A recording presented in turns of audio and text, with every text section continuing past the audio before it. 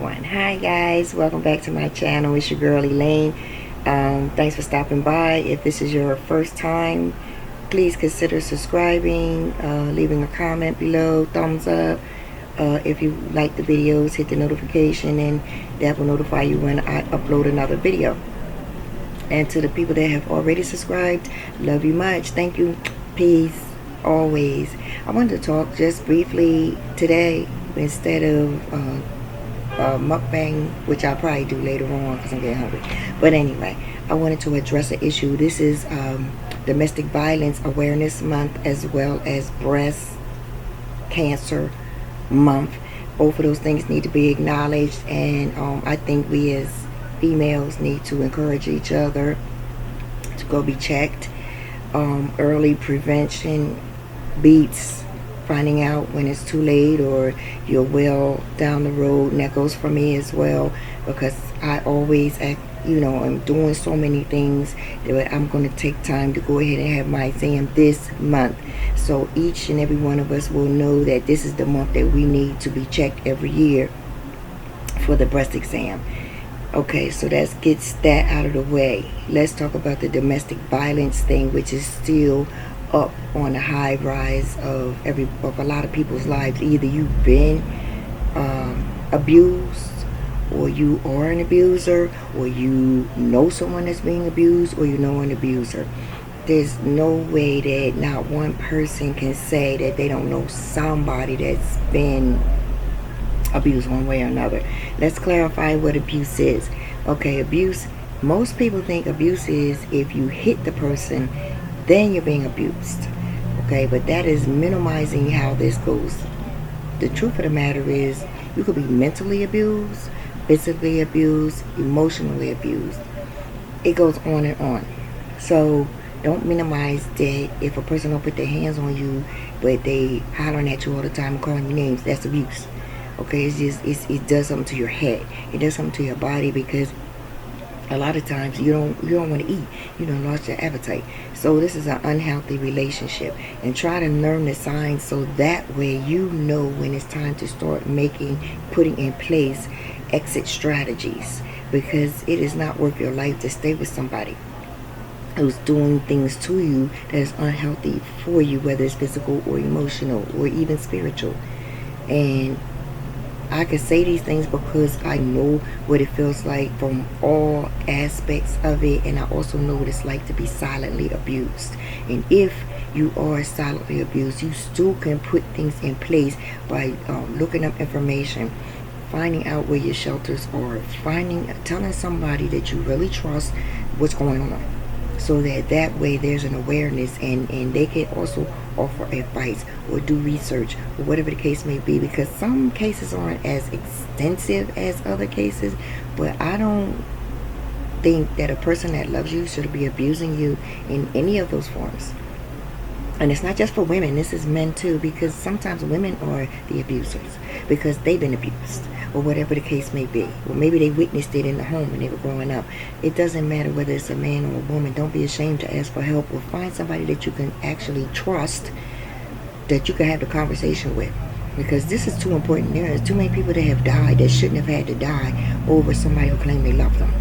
And I had just read a story where the boyfriend or the ex-boyfriend had not only stabbed his girlfriend or his ex-girlfriend, he stabbed his own 3 children to death. This tells me, you know what I mean, like, what is going on in the person's head that they have to kill everybody in the house? I don't understand it. I don't want to understand it.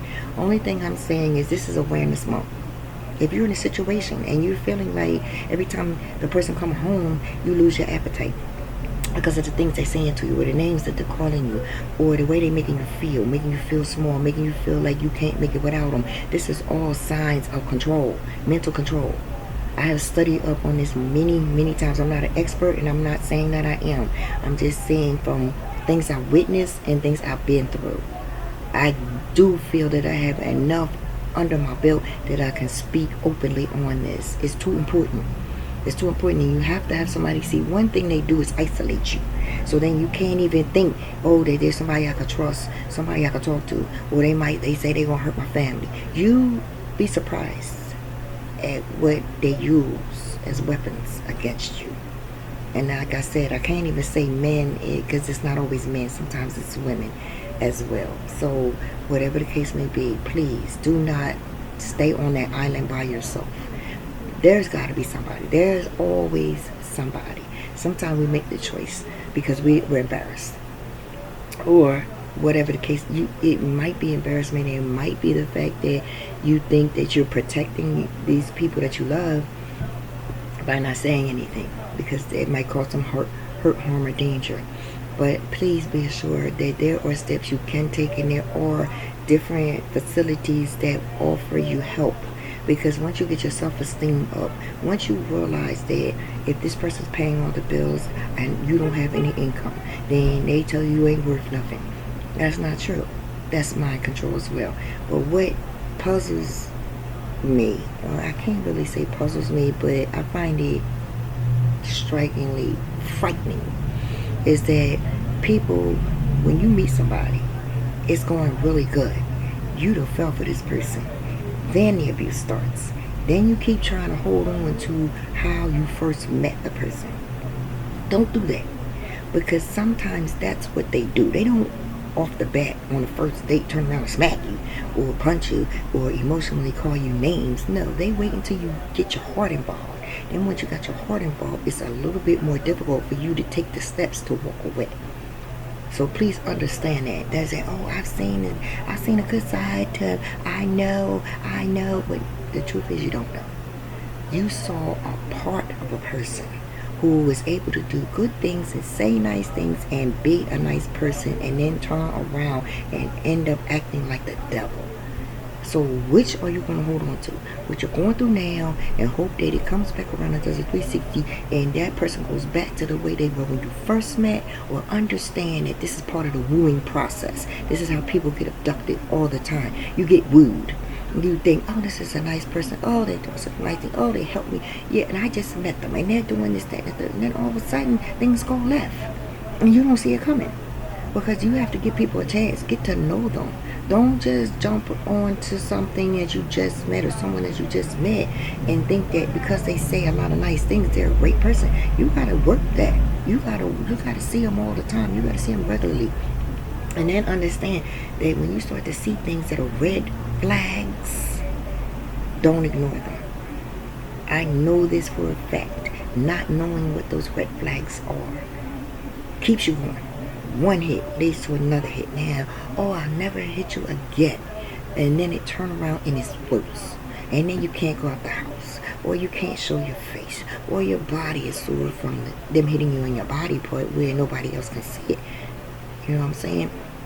So please take this very seriously.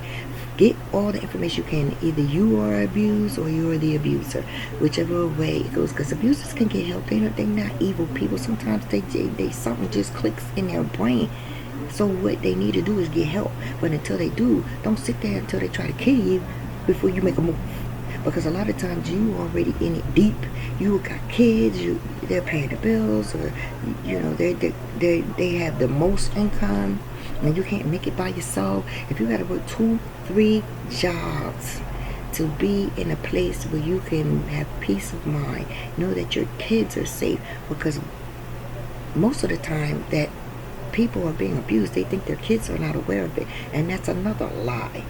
I'm not even going to call that a fairy tale. That's a lie. It's a flat out lie. If you are being abused and your children are in the home, you are really taking a chance 9 out of 10 that they're aware that you're being abused. And it's going to go further. It's either going to go to the schools, or it's going to go to the system, and you might lose your kids. And at the end of the day, you got to understand that being alone doesn't make you lonely.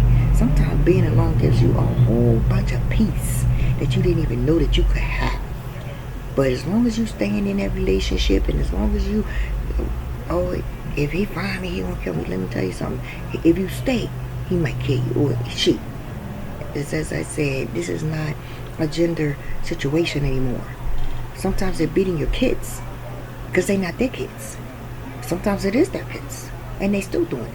Sometimes there's no control either way. So what we need to do is we need to get information. We need to be educated in this situation, so that way it doesn't continue. We don't have to lose loved ones. We don't have to do that anymore. It's too much. Everything is coming out. They used to be swept under the rug, and oh, don't talk about that, and oh, don't do this if you were molested or whatever the case may be. No, it's time to use your voice, because your voice can help not only save you, it can help save the next person, and that's where it counts. So since this is Awareness Month, I'm going to be back again to talk about this a little bit more and to remind people, please, please, please, don't live your life like this. I know what it's like. It robs you of your dignity, your self-respect, your innocence, because there's still a part of you that is innocent, but there's still a part of you that is loved. And while you're isolated, you're in your own head. You don't even think you have anybody else, but you do. You do. And I know you do. Open your eyes and look around you. I'm quite sure there's somebody you do. And also there's shelters. And also there's information. And there's group therapy. Talk about it. Realize you ain't in this by yourself. Realize you're not the only one who's affected by this. Because it not only affects you, it affects your family. And with that being said, I hope you guys took this information and implement it, put it where it needs to go, so that way another life can be saved. I love you guys. Peace.